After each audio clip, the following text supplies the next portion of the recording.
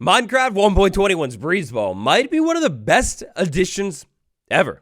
Oh, and canonically, we're calling these things Breeze Balls from here on out. Okay? Got it? Added not that long ago in Minecraft Snapshot 24W06A, it's essentially the Breeze cosplaying item. You've ever dreamed of being a breeze, throwing wind all over the place? Maybe like, I don't know, sending your favorite horse into the air a little bit, or even like you, just mega jumping. Well, this thing's got you. No fall damage either. A ton of experimenting later, and I've got some pretty cool things to show you. The most basic thing that I can show you is, of course, a double jump. And the disclaimer, I am no parkour legend. That's why the channel's not based around it, okay? You got it? So over here, I built myself a little bit of a course. There's a punishment. If I don't make the jump, I take a little bit of pain. If I jump right here and... You see what I mean? It works perfectly. Take number one. If I jump right here and time this breeze ball just perfectly, then I'm going to go ahead and bounce right up onto this ledge, being able to jump at least 4 blocks. And to be honest, if I was a little bit more professional in parkour, I could probably make it like 5 or maybe even 6 blocks. However, there's an art to this thing. You don't just like jump into the snapshot and you're perfect from day one. Not only do you got to get your jump just right, but you've got to get your timing pretty much perfectly down too. Which you can see, I've done every time. One of my very most favorite things about this thing is that there's a bit of a learning curve. You don't jump into the game and know it right away, but it's also not that hard to figure out. Now for my next experiment right over here, I've got a couple pillars going on. This one is 10 blocks, that one is 20 blocks. Check this out. If I can do it just right over here at the wall, I could basically jump up 10 blocks, no problem at all. 2 wind charges used, and to be honest, probably I could have used like 1. So this little move right here is something that we will now hereby declare establishes wind jumping. If I get it just right, 10 blocks or more, not a problem. Now I've been practicing, I kind of feel like I have this thing down to almost a flawless art. Very consistently, I can do the whole little 10 block move, and very professionally in MLG too, but more on that in a second. Oh, wait, what's that? You want to know the secret to the art? Huh, well I got you. I got you for the painless payment of a tap in the like button. Aha, thank you. So let's say you find yourself in the precarious situation where you have 10 blocks or something that you'd like to clear, maybe more consistently like 8. What I'm going to do in slow motion is walk up to where I'm trying to jump, like get pretty close, then I'm going to crouch, then I'm going to press jump and use at the same time. So I crouch, jump, and use at the same time, and haha, just like that. One more time for good luck's sake, crouch, jump, and use at the same time, and look at that, that's the move, that's how you do it right there. Now if you walk up to the wall and don't crouch, you just like jump and use at the same time, it kind of works too, but I don't know what it is, maybe a psychological thing, but it seems to be a little bit more flawless if I jump and use, and crouch too. But wait, there's more. Next up, for my next trick, let's say I found myself really high up, but I want to cancel fall damage. Well, it's so easy. As long as you throw a wind charge before you hit the ground, damage is pretty much consistently canceled. It's beautiful.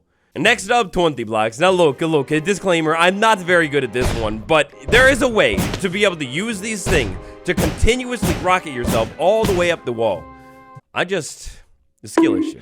Another cool, handy little move that is now possible thanks to the wind charge is wall jumping. Almost like I'm in Mario or something. If I can time it just right, I can kind of like jump up in between 2 walls. If I can time it just wrong, maybe I could use like extra wind charges to like bounce myself up off of the walls and land higher up. Now another cool thing that we checked out pretty much right off the bat, once it was added to the snapshot, this was like the second thing that I thought of. I grab an elytra, I equip said elytra. Then I'm going to go ahead and do this mega jump and launch the elytra with a rocket. Check this out. Mega jump right here, rocket, launch, and I'm off. Oh, it's smooth and breezy and easy, right from like a single standpoint spot. I can't get over it. The mega jumping and elytra launching just like that, though. Once you get it down, it feels so cool, and it's like an adrenaline rush. Gosh, I don't know. English not my first language. I don't know the word for it, but like it feels good, you know, every time I do it. So all the movement stuff is really cool. Once you get it down, it's nice. But of course, it's not all just movement, my friend. No. It's far more. So here I was, playing a little bit of Bed Wars. It was pretty beautiful. Then all of a sudden, my base is being rushed. Oh no, let's say the wind charge is implemented. Well, not a problem. Look at that. I can clear my base off really easily. If you can hit a mob near its feet with a wind charge, near its feet. No, near its feet. Not a problem. You can send it off into the abyss. The feet seem to be the target with the wind charge if you want to get some like true height. If you hit it near its head, it like bounces back a little bit. It would be cool if it rocketed back farther, but no. The feet. But of course, that's a little bit more of a multiplayer functionality. Maybe a bit of a single player king like myself, no big deal. Middle of the night, you could use this thing to like maybe stock up on them and keep bad mobs away from you. Or when you're getting in like a bad situation, super jump and mega jump up to somewhere a little bit safer. Stay away from me, Satan. I don't like you. Leave me alone. Now, this could totally just be a bit of a skill issue, but it seems like with the spider, I'm not able to really jump it as high as I can in some of the other mobs. I don't know if it's like maybe because they're sticky and gross and slimy, or like I said, maybe skill issue. No clue. So of course, we could use this wind charge to be able to send mobs by hand, but what if I'm maybe a little bit of a fancy man and I don't want to do it manually by hand? Well, that's where our friend the dispenser comes in. Pretty awesomely, this thing works when fired out of a dispenser, almost just like a fire charge or something. Even more cool, if you time it just right, you can interact with this ball and, you know, kind of like redirect it somewhere. Maybe this is like a cool new weapon or almost like turret you could have at your base, like blasting wind clear off to the side of off to the side of your target. You should probably just do it yourself, okay? Stop being lazy. Dillo ball. Oh, it's all the rage in Minecraft 1.20.5, but now in 1.21, oh, it'll be even more the rage. Look at this thing. Get that despicable grass out of the way, and we could use the breeze ball to rocket this armadillo around a little bit more than I could with, like, my plain old fist. Dillo ball just got even more intense and beautiful in 1.21. It's beautiful. Next up, redstone. This is one of my favorite portions of the video. I had a lot of fun brainstorming, coming up with different contraptions. So good, the old-fashioned redstone. We know how it works. We hit the lever right there. We send a signal off to somewhere and maybe like change something. Maybe the copper bulb, I want to turn it on. Cool, no big deal. Little problem here is redstone is essentially instantaneous. I mean, of course, you get repeaters in the mix and slow it down, but who had time for that? Another little problem here, a little bit of broke boy energy, but maybe you like can't afford the redstone repeater. You're just gonna use the dust. Well, unfortunately, you're limited to 15 blocks of distance until, oh, beautiful wind charge. With the help of the wind charge, a redstone signal can not only be delayed or whatever, but you could set, oh, awkward. With the help of the wind charge, you can send the redstone signal way farther than you ever could have dreamed of before. And if you're manually doing it yourself, you can send it at like diagonals or really any angle that you'd like to. Maybe like a little bit higher up and a little bit down, not a problem. But of course, with a redstone machine automatic, the goal is to probably have no player interaction. Like you start the machine, it just goes. That's where this whole wind charge with the dispenser thing comes into play. However, I do find that at a distance of 15, it gets a little bit more inconsistent. Instead, to make this thing a little bit more efficient, you're going to want to relay your dispensers. Maybe a distance of like 7 or so blocks, dispenser with a button with a bunch of wind charges in front of it. The initial one over here is going to shoot, hit that one, and then it's going to trigger and hit our proper target. As long as you make your dispensers a little bit closer or build like a wall around this thing. Oh, no, it shouldn't be a problem. Build a wall around the thing. That's another really cool thing about these wind charges. Because of how they work, if you had a wall around this target, so I don't like say hit the button, smash on, then it's like no big deal. If we bring walls into the mix, maybe this middle relay isn't even necessary. I could go ahead and shoot this, and then as long as I hit somewhere on that wall, the button is actually activated. That's pretty fire. And so right there, that got my little brain spinning. Look at this, I was having some fun. We have dispenser number A right there. We go ahead and hit that one, activate those ones in a not perfect line, and it ends up hitting our target, the goal right at the end.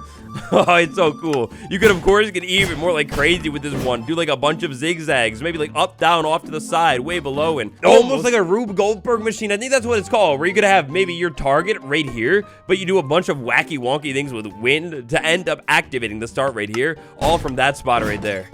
Oh, it's so cool. It's so fun.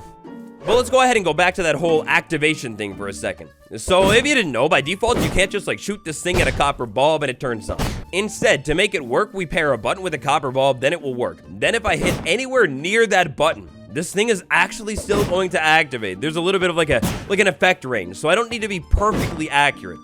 Also, theoretically, I could be on the other side of the wall, and sometimes, depending on like where you hit it, if you're close enough, right angle, the button will still actually activate. Oh, and that little move right there, oh, that's where we could go real crazy with this thing. Also, step number 8, we have a bulb on the wall. We go ahead and shoot a charge at the wall, and if I hit it right, the bulb switches state. Maybe you could use this to activate any redstone thing that you want to in the world. Perhaps we could go ahead and level it up a little bit more and say, hit the wall, and then all of a sudden it's a little bit of a parkour course. Will he be able to do it? Of course, he's a professional. Easy timing, he climbs up the ladder, problem solved. Or, and I'm not even gonna fake it with this one, we get even more advanced. Check that out. We got 1, 2 right there, and you could climb that up the entire wall and make it real tricky. Oh, that's evil. Being something of a non-parkour connoisseur myself, it's safe to say I am doubly not going to do any parkour maps twice as hard, twice as least now, so, yeah. Instead, something that lights my flame a little bit brighter is something like this inconspicuous, beautifully detailed wall right here. Maybe this is my base on the local SMP, Minecraft SMP. I'm living on my base, and all of a sudden, whoa, wind charge into the corner, and oh, yes, wind charge into the corner, and it's a secret door activation. I move through, and back here is the great unknown, maybe my diamond room or whatever. I didn't really think to design. Oh, yes, I did. Haha, easy way in, easy way out. Look at this thing, it's beautiful. My trigger is gonna be that crafting table area right over there, or on the inside, just like somewhere generally on that side of the door. From the outside, it's beautiful, seamless. Nobody would ever expect a thing, and look, it even better, you can get creative with this. You could really hide your trigger spot with like a block right there. With that block right there, I need to be even more accurate than ever before. I'm hitting all over the place over here, it doesn't work. Instead, I need to hit one of the corners. So like, maybe that corner right there, or maybe the top line right there. Oh, it's so cool. Now to get even more sneaky with Minecraft's secret base, add some distractions. Maybe chisel bookshelf. Of course, that's the obvious answer. You walk up, oh, what book is it? What combination is it? Maybe a lock or something. You get even more despicable, add a skulk sensor somewhere behind it, and people are gonna hear the skulk sensor and be like, oh, that's the obvious answer. There's somewhere or something that I need to do with the skulk sensor to activate the door. But alas, no. Instead, you're gonna need a wind charge, which almost makes it like a secret key or something that you wouldn't even know about unless you just know. Once you have a wind charge, it's very easy to open, but if you don't have a wind charge, it's super confusing. Top secret, even. Now, take a seat, take a seat. I would like to introduce you to my prized possession, my #1 contraption, what I am calling the Breeze Vader. You take a simple elevator, maybe a bubble column or something, and smash it straight into the breeze. What do you end up with? Oh, well, you end up with the Breeze Vader. Let's check this thing out. We go ahead and move into this thing. That's our activation button. I hit this thing, and then I do literally nothing, and just like that, just like that, it worked. I'm sent all the way up to the top of this machine, maybe like the second story of my base. And to make it even better, actually, I'm glad to say there's a couple flaws with my machine. If I stand right here and activate this thing, I'm sent consistently, almost every time, all the way up here, no fall damage. But look, I don't know if you noticed it, but you don't even need necessarily all of these breeze. I'm pretty sure I could easily pull off the simple second floor with way less dispensers. Alternatively here, if I wanted to go even higher, all I would need to do is chain even more dispensers is not a problem. And finally, more than likely, to be honest, you could probably space your dispensers out a little bit more because of the activation radius of the whole breeze ball wind charge thing, which is pretty wonderful too. What if we spaced it out?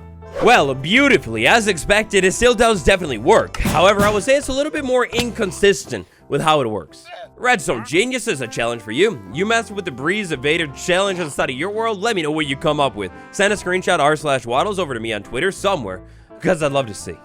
Kind of a neat one that I saw Crafty Masterman do over on Twitter is this interesting screen with copper bulbs and buttons. We throw these wind charges at the screen and, you know, like different things are gonna light up. Maybe this could be like a crazy interface for one of those computers in Minecraft that I see people build, or it could even just be a game where you need to like throw the breeze balls at the lights and try and like set them all to the same setting. Maybe all on or maybe all off.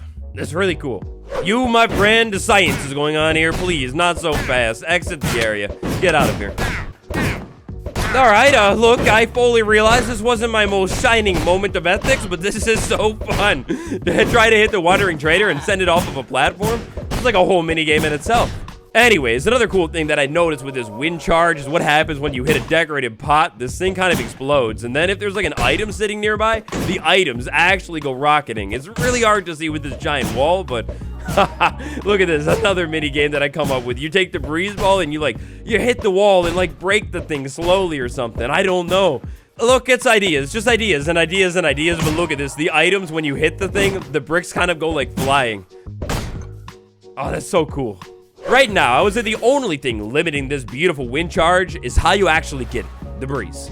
Thankfully, theoretically, you can take these trial chambers on multiple times, but with the whole 30-minute cooldown thing and only 2 breeze coming from each breeze spawner, well, it might be a little bit difficult to rack up tens and tens and tens of these things. Add some kind of craftable player-made staff into the game with maybe like double the cooldown and I think it would be golden. What do you feel about the breeze balls? Call it down below. Let me know all about it. Thank you so much for watching. Tap like and subscribe, and I'll see you tomorrow. It's been me, the handsome lad, Goodbye.